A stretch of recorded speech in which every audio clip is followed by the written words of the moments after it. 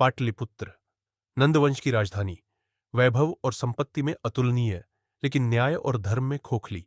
और इसी पाटलिपुत्र के सिंहासन पर बैठा था धनानंद, अहंकारी, दंभी और निर्दयी सम्राट। लेकिन आज इस दरबार में आया था एक ब्राह्मण जिसके नेत्रों में क्रोध की ज्वाला थी। वह था विष्णुगुप्त, चाणक्य। धनानंद: बोलो ब्राह्मण, क्या चाहते हो? चाणक्य: राज्य का कल्याण, प्रजा की भलाई। लेकिन अहंकार से भरे धनानंद ने चाणक्य का उपहास किया। अपमान की पराकाष्ठा तब हुई जब राजा ने अपने सैनिकों को आदेश दिया। सैनिक चाणक्य का यज्ञोपवीत खींच लेते हैं, महल में अट्टहास गूंजता है। और उसी क्षण, उसी दरबार में चाणक्य ने प्रतिज्ञा कर ली, नंद वंश का संहार कर एक नए युग की स्थापना करने की। अपमानित चाणक्य अब सन्यासी नहीं रहा। अब वह प्रतिशोध की अग्नि में तपता एक योद्धा बन चुका था, परंतु युद्ध की तलवार से नहीं, बुद्धि की धार से। उन्होंने पूरे आर्यावर्त में यात्रा की, योग्य शिष्य की खोज में, जो धनानंद की सत्ता को उखाड़ फेंक सके। और तब मिला उन्हें एक युवा, एक शेर, एक योद्धा, चंद्रगुप्त। चंद्रगुप्त केवल एक योद्धा नहीं बना, बल्कि राजनीति, युद्ध कला और कूटनीति में भी निपुण हुआ। युद्ध की पहली शर्त: दुश्मन को उसकी जड़ों से कमजोर करो। राजा केवल तलवार से नहीं बनता, वह अपनी बुद्धि और कूटनीति से शासन करता है। और यही पाठ चाणक्य ने चंद्रगुप्त को सिखाया। धनानंद की शक्ति उसकी समृद्धि में है, हमें उसे भीतर से खोखला करना होगा। पाटलिपुत्र में धनानंद की क्रूरता के कारण जनता त्रस्त है। चाणक्य अपनी गुप्त रणनीति के तहत व्यापारियों, सैनिकों और साधुओं को संगठित करते हैं। वह धनानंद के खिलाफ जनाक्रोश को भड़काते हैं। चंद्रगुप्त को एक सामान्य नागरिक के रूप में भेजा जाता है, जो लोगों को क्रांति के लिए तैयार करता है। धीरे धीरे नंद साम्राज्य में विद्रोह की लपटें उठने लगती हैं। चाणक्य और चंद्रगुप्त अपने विश्वस्त सेना नायकों के साथ मिलकर एक गुप्त योजना बनाते हैं। यह केवल एक विद्रोह नहीं, बल्कि भारत के इतिहास में एक नए युग का आरंभ था। युद्ध की उग्रता पाटलिपुत्र की सीमा पर स्पष्ट दिखाई दे रही थी। चंद्रगुप्त अपनी सेना के साथ धनानंद की विशाल सैनिक टुकड़ियों से टकराने के लिए तैयार था। आसमान में युद्ध के नगाड़े गूंज रहे थे। युद्ध के मैदान में घोड़ों की हिनहिनाहट और सैनिकों के जयघोष के स्वर गूंज रहे थे। चंद्रगुप्त के सेनानायक अपने सैनिकों को मोर्चों पर तैनात कर रहे थे। चाणक्य दूर एक पहाड़ी पर खड़े युद्ध की रणनीति पर पैनी नजर बनाए हुए थे। उन्होंने चंद्रगुप्त को पहले ही समझाया था कि यह युद्ध केवल बाहुबल से नहीं, बल्कि बुद्धिबल से भी जीता जाएगा। धनानंद का सेनापति घमंड से मुस्कुराते हुए अपनी विशाल सेना को आगे बढ़ने का आदेश देता है। एक पल में ही विशाल हाथियों की गूंजती चिंगाड़ और सैनिकों की गर्जना से युद्ध भूमि कंपित हो उठती है। चंद्रगुप्त अपनी सेना के साथ दुश्मन पर टूट पड़ता है। तलवारों की टकराहट और बाणों की वर्षा से आकाश काला हो जाता है। चाणक्य की दी हुई रणनीति के अनुसार चंद्रगुप्त दुश्मन को छापामार युद्ध नीति से उलझाने की कोशिश करता है, लेकिन धनानंद की विशाल सेना के सामने उसकी सेना टिक नहीं पाती। धीरे धीरे चंद्रगुप्त को पीछे हटने पर मजबूर होना पड़ता है। हवा में पराजय की आहट थी, लेकिन चाणक्य की आंखों में कोई भय नहीं था। वे चंद्रगुप्त के पास जाकर कहते हैं, एक युद्ध हारना पूरे युद्ध को हारने के समान नहीं है। अब समय है अपनी रणनीति को और अधिक धार देने का। इस असफलता ने चंद्रगुप्त को और अधिक दृढ़ बना दिया। वह अब केवल एक योद्धा नहीं, बल्कि एक भविष्य के सम्राट की तरह सोचने लगा था। युद्ध की इस हार ने उसे अपने अगले कदमों के लिए और अधिक सतर्क और तैयार कर दिया। युद्ध भूमि में हारने के बाद चंद्रगुप्त और चाणक्य ने नई रणनीति बनाने के लिए एक गुप्त सभा बुलाई। जंगल की गहराइयों में मशालों की लौ टिमटिमा रही थी और चारों ओर सन्नाटा पसरा हुआ था। चाणक्य ने अपने शिष्यों और गुप्तचरों को बुलाया और धनानंद के राज्य में विद्रोह फैलाने की योजना बनाई। हमें धनानंद की सेना को भीतर से तोड़ना होगा, चाणक्य गंभीर स्वर में बोले। युद्ध केवल तलवारों से नहीं, बुद्धि से भी लड़ा जाता है। उन्होंने अपने गुप्तचरों को नंद सेना में शामिल होने का आदेश दिया। सैनिकों के बीच असंतोष फैलाने के लिए धनानंद की क्रूरता की कहानियां फैलाई गई। दूसरी ओर व्यापारियों और नागरिकों के बीच भी असंतोष को हवा दी गई।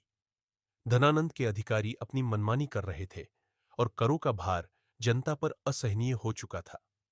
चाणक्य ने व्यापारियों को उकसाया कि वे कर देना बंद कर दे। धीरे धीरे राज्य की आर्थिक स्थिति बिगड़ने लगी। चंद्रगुप्त खुद एक सामान्य नागरिक के रूप में भेष बदलकर पाटलिपुत्र की गलियों में घूमता था, जनता से मिलता था और उन्हें क्रांति के लिए तैयार करता था। धीरे धीरे धनानंद का प्रशासन कमजोर पड़ने लगा।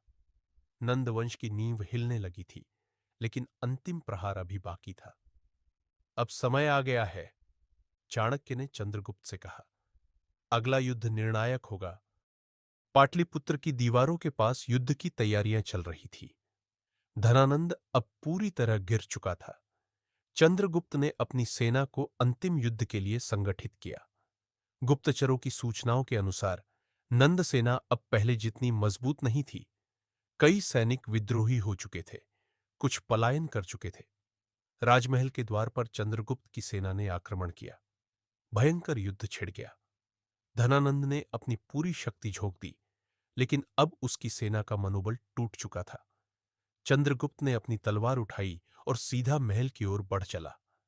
रास्ते में नंद सेना के सेनापति उसे रोकने का प्रयास करते हैं, लेकिन चंद्रगुप्त की वीरता के आगे वे टिक नहीं पाते। महल के भीतर धनानंद के रक्षक अंत तक लड़ते रहे, लेकिन चंद्रगुप्त ने सिंहासन कक्ष में प्रवेश कर लिया। वहां वह अहंकारी राजा अंतिम बार अपने सिंहासन पर बैठा मुस्कुरा रहा था, मानो अभी भी अजेय हो। तो ब्राह्मण और उसके शिष्य ने आखिरकार मुझे घेर ही लिया, धनानंद व्यंग्य से बोला। यह केवल तुम्हारी हार नहीं, अधर्म के अंत की शुरुआत है, चाणक्य ने उत्तर दिया। चंद्रगुप्त ने धनानंद को बंदी बना लिया और उसके शासन का अंत कर दिया। पाटलिपुत्र की गलियों में विजय घोष गूंज उठा।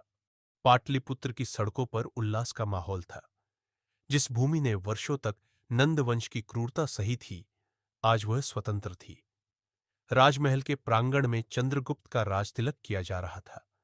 वेद मंत्रों की ध्वनि गूंज रही थी और पूरा आकाश शंख ध्वनि से भर गया था। चाणक्य ने अपने शिष्य के माथे पर तिलक लगाया और कहा, अब तुम केवल एक राजा नहीं, बल्कि एक युग निर्माता हो। चंद्रगुप्त ने सिंहासन संभाला और घोषणा की, अब यह साम्राज्य प्रजा के लिए होगा, अधर्म के लिए नहीं।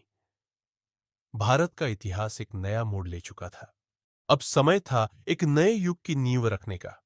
चाणक्य ने चंद्रगुप्त को शासन की नीति सिखाई। नए कानून बनाए गए, प्रशासन को सुव्यवस्थित किया गया और अर्थव्यवस्था को पुनर्जीवित किया गया। चाणक्य ने गुप्तचर व्यवस्था स्थापित की और सेना को पुनर्गठित किया। एक सशक्त साम्राज्य केवल तलवार से नहीं, नीति से चलता है, चाणक्य ने कहा। भारत अब केवल एक राज्य नहीं था, बल्कि एक संगठित साम्राज्य बन चुका था। चाणक्य ने अपने जीवन का उद्देश्य पूरा कर लिया था। नंदवंश का अंत हो चुका था और मौर्य साम्राज्य की स्थापना हो चुकी थी। चाणक्य ने अपनी जटाएं बांधी और शांत मन से सिंहासन की ओर देखा, जहां चंद्रगुप्त अब सम्राट बन चुका था। अब यह राष्ट्र सुरक्षित है, उन्होंने कहा और अपनी अंतिम यात्रा पर निकल पड़े। इसके साथ ही चंद्रगुप्त मौर्य के नेतृत्व में भारत का सबसे शक्तिशाली साम्राज्य खड़ा हुआ। मौर्य वंश की नींव पड़ी और आने वाले वर्षों में यह साम्राज्य संपूर्ण भारतीय उपमहाद्वीप तक विस्तारित हुआ। भारत अब एक शक्तिशाली, संगठित और आत्मनिर्भर राष्ट्र बनने की ओर अग्रसर था। डार्कवर्स मीडिया की ऐतिहासिक श्रृंखला में आपका स्वागत। इतिहास केवल किताबों में सिमटकर नहीं रह सकता, इसे जीवंत किया जाना चाहिए। आज हमने आपको एक ऐसी कहानी सुनाई जो केवल वीरता की नहीं, बल्कि संकल्प, बुद्धिमत्ता और राष्ट्र के निर्माण की कहानी है। चंद्रगुप्त मौर्य और चाणक्य की यह गाथा भारतीय इतिहास के उन अध्यायों में से एक है जिसने हमारे राष्ट्र की नींव रखी। लेकिन यह सिर्फ एक कहानी नहीं, बल्कि एक प्रेरणा है। क्या हम भी आज चाणक्य की नीति और चंद्रगुप्त की संकल्प शक्ति से सीख सकते हैं? क्या हम भी अपने भारत को उतना ही सशक्त बना सकते हैं जितना उन्होंने किया था? यह सवाल हम सभी को खुद से पूछना चाहिए। अगर आपको यह वीडियो पसंद आई हो तो लाइक करें, शेयर करें और सब्सक्राइब करें। आपका समर्थन हमें और भी बेहतरीन ऐतिहासिक गाथाएं लाने के लिए प्रेरित करता है। नीचे कमेंट करें और हमें बताएं, आप अगली बार कौन सी ऐतिहासिक घटना देखना चाहेंगे? क्या आप किसी अन्य महान योद्धा की कहानी सुनना चाहेंगे? किसी भूली बिसरी गाथा को फिर से जीवंत होते देखना चाहेंगे? डार्क वर्स मीडिया आपके सुझावों का स्वागत करता है। अगली बार हम और भी गहरी ऐतिहासिक कहानियां लेकर आएंगे जो आपको भारत के गौरवशाली अतीत से रूबरू कराएंगी।